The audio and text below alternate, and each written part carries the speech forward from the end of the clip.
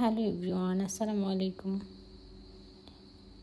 আজকে আমি সকাল সকাল শুরু করে দিয়েছি ভিডিওটা।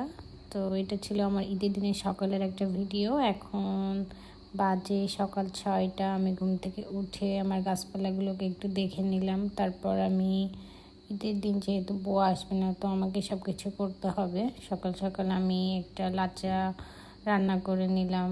আর আগের দিন যেহেতু আমি সব কিছু রান্না করে রেখেছি, তো এখন শুধুমাত্র আমি লুচি আর ডালটা রান্না করব। তাছাড়া বাদ বাকি আমার সব কিছু রেডি করা আছে। আমি একটা পুডিংও নামিয়ে নিয়েছি। তো এখন হচ্ছে রান্না শেষ করে আমার ঘরটা একটু আমি গুছিয়ে নিলাম। দেন আমি শাওয়ার নিয়ে আমি রেডি হয়ে নিয়েছি একটু সিম্পলভাবে। তো এর মধ্যে ওরা দুই ভাইও চলে এসেছে নামাজ থেকে। তারপর আমরা খাওয়া দাওয়া শেষ করে একটু বসেছি যে সালামি নিবে ওরা। আর আমি এদিকে দোলনায় বসে বসে দুলতেছে, চিন্তা করতেছে যে আমার হাতটায় আমি গত রাত্রে কাজের চাপে আমার নিজের হাতটায় মেহেদি দিতে পারি নাই। একটা সময় ছিল যখন আমার সারা এলাকার মানুষকে মেহেদি দিয়ে সারাটা দিন কাটতো, আর এখন নিজের কাজের চাপে আমি আমার নিজের হাতটাই মেহেদি দিতে পারি না। তো আমার জামাইয়ের হচ্ছে কমন ডায়লগ যে তুমি বাসার বড় বউ, তোমার তো অনেকগুলো দায়িত্ব, তো তুমি এর মধ্যেই এত কাজের মধ্যে না দিতেই পারো। তো যাই হোক, এর মধ্যে ওরা সালামি নেওয়ার জন্য সে পা না ধরে সালাম করলে সালামি দিবেই না, এমন একটা অবস্থা। তো এই যে এখানে মজা করতেছে ওরা দুই ভাই বোন, কত বাহানা করতেছে যে তাকে কোন দিক থেকে সালামি বের করে দিবে, কি দিবে না, না দিলেই বেশি ভালো হয়। তো এরকম একটা অবস্থা, অনেক নাকশা করে এটার জন্য। তো শেষমেশ এক পকেট থেকে বের করলো। আর ওদিকে ওর ভাই যেরকম নাকরামি করতেছে, তো ও সেরকম যে না নিয়ে ছাড়বে না, ও সালাম করবেও না, বাট তাকে সালামে নিতেই হবে। তো এখন এই যে এক পকেট থেকে হয়তো বের করছে, তাই এটাই কাউকে দেখাবে না।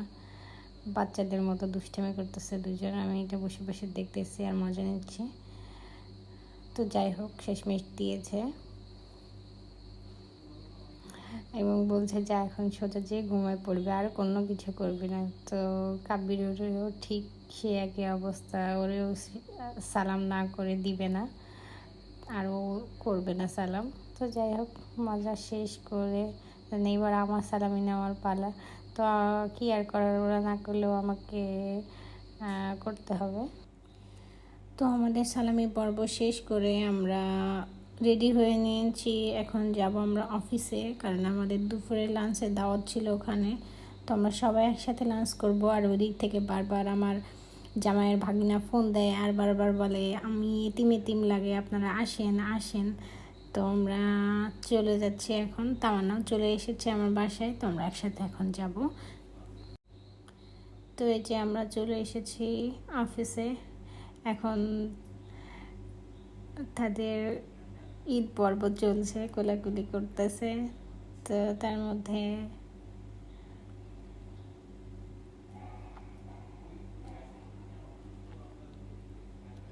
সারের মাছগুলোকেও আমি একটু দেখে নিলাম, 2-3 দিন দেখি না। তো যাই হোক, তো আমরা এখন ওয়েট করতেছি যে একসাথে লাঞ্চ করব। দেন আমরা একটু উপরে চলে গেলাম।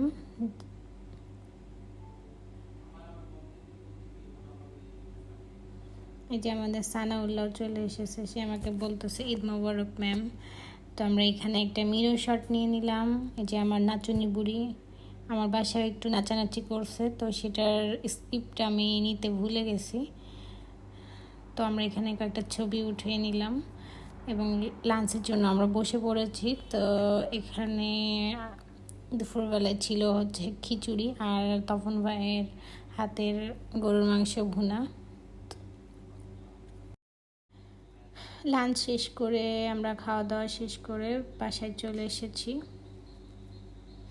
বাসায় আসার পর সন্ধ্যার দিকে একটু বের হয়েছিলাম। তো আমরা মূলত চা খাওয়ার জন্য বের হয়েছিলাম। তারপর আমরা গেছি গুলশান 2-এ, ওখানে ফুচকা খেলাম এবং কাবাব লুচি ওগুলো খেয়ে বাসায় আসতে আসতে প্রায় রাতের 10টা। তো যাই হোক, ব্যস্ততার মধ্যে গেল আমাদের ঈদের দিনটা। আর আমার ব্যস্ততার কারণেও আমি এত লেট আমার ভিডিওগুলো আপলোড করছি। অনেকগুলো ভিডিও জমে আছে, বাট সময়ের অভাবে দিতে পারছি না। যাই হোক, আমাদের ঈদটা মোটামুটি ভালোই গেছে। আপনাদের ঈদ কেমন গেছে সবাই জানাবেন। সবাই সুস্থ থাকবেন, ভালো থাকবেন। আল্লাহ হাফেজ।